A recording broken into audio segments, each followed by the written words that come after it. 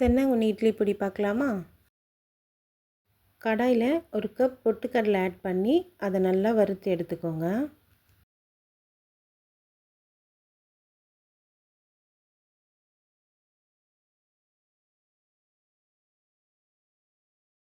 Next 1/4 cup உளுந்து add பண்ணி அதையும் நல்லா வறுத்து தனியாக எடுத்து வச்சுருங்க. 10லேருந்து ஒரு 15 காஞ்ச மிளகாவும் ஆட் பண்ணி அதையும் நல்லா வறுத்து தனியாக எடுத்து வச்சுருங்க. ஒரு ஸ்பூன் மிளகு ஆட் பண்ணி அதையும் நல்லா வறுத்து எடுத்துருங்க.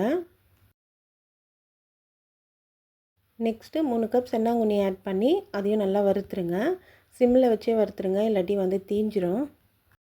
வறுத்துட்டு சென்னாங்குனியை நல்லா க்ளீன் பண்ணிக்கோங்க. ஏன்னா சில சென்னாங்குனியில் மண் இருக்கும்.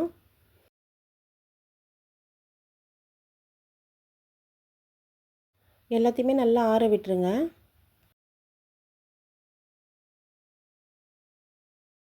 எல்லாமே நல்லா ஆறுனதுக்கப்புறம் மிக்ஸி ஜாரில் ஆட் பண்ணிவிட்டு கூடவே சால்ட்டும் ஆட் பண்ணி நல்லா கிரைண்ட் பண்ணி எடுத்துக்கோங்க.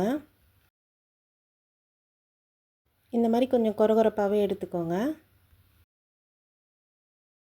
அவ்வளோதான், சென்னாங்குனி இட்லி பொடி ரெடி. ட்ரை பண்ணி பாருங்கள்.